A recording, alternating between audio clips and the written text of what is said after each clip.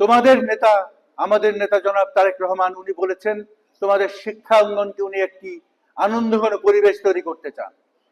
তোমাদের শিক্ষার সাথে ক্রীড়াকে সংযুক্ত করতে চান, যাতে করে তোমরা আনন্দের সাথে তোমরা শিক্ষা গ্রহণ করার সাথে সাথে তোমরা সুস্বাস্থ্য নিয়ে বড় হতে পারো। এবং এই জন্য ঝালকাঠিতে একটি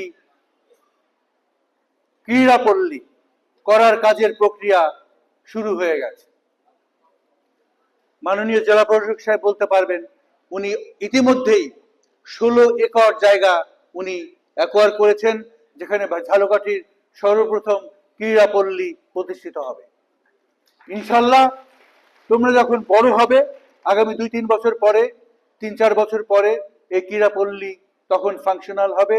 এই ক্রীড়া পল্লীতে তোমরা ক্রীড়া শিখতে পারবে। তোমাদের ক্রীড়া শেখার জন্য আর বিকেএসপি ঢাকাতে যাওয়া লাগবে না। ঝালকাঠিতে ক্রীড়া শিক্ষক থাকবে, ক্রিকেটের শিক্ষক থাকবে, ফুটবলের শিক্ষক থাকবে, ভলিবলের শিক্ষক থাকবে। তোমরা এখানে বসে ক্রীড়া শিক্ষা নেবে। তোমরা বাংলাদেশের পতাকা বাংলাদেশের ভিতরে না, তোমরা ক্রীড়া অঙ্গনে বাংলাদেশের পতাকা নিয়ে বিশ্বের বিভিন্ন জায়গায় মাথা উঁচু করে ইনশাল্লাহ দাঁড়াবে।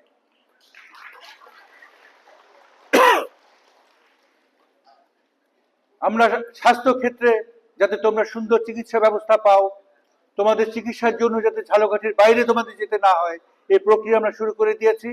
এবং 250 বেডের একটা হাসপাতাল অনেকদিন ধরে এটা খালি পড়ে আছে।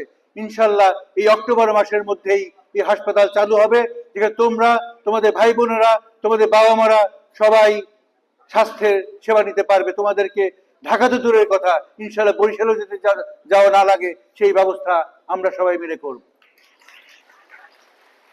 আমাদের ঝালকাঠির বিশাল এক শিক্ষার ইতিহাস আছে। এই যে ঝালকাঠি সরকারি বালক বিদ্যালয় তোমরা দেখো, এটা একটা বিশাল ইতিহাস আছে। আমার আব্বা, উনি মারা গেছেন অনেক আগে, কিন্তু উনি এই বিদ্যালয়ে পড়েছেন। উনি শখ করে আমাকেও এই বিদ্যালয়ে উনি পড়তে দিয়েছিলেন। 2 বছর এই বিদ্যালয়ে পড়েছি। আমাদের যে শিক্ষার যে গৌরব, অবশ্যই তোমরা গৌরবী। তোমরা দেখিয়েছো যে আমরা আসলেই গৌরব করতে পারি। এই গৌরবকে আমরা আকাশে নিয়ে যেতে চাই, আমাদের স্বপ্নকে আমরা অনেক উপরে নিয়ে যেতে চাই। ইনশাল্লাহ ঝালকাঠি যে 4টে উপজেলা আছে, যতগুলো শিক্ষা প্রতিষ্ঠান আছে, এগুলো মান উন্নয়ন কিভাবে করা যায়, এখানে সঠিকভাবে শিক্ষার কিভাবে আমরা দিতে পারি। আজকে 141 জন এখান থেকে আজকে 5-এ বৃত্তি পেয়েছে।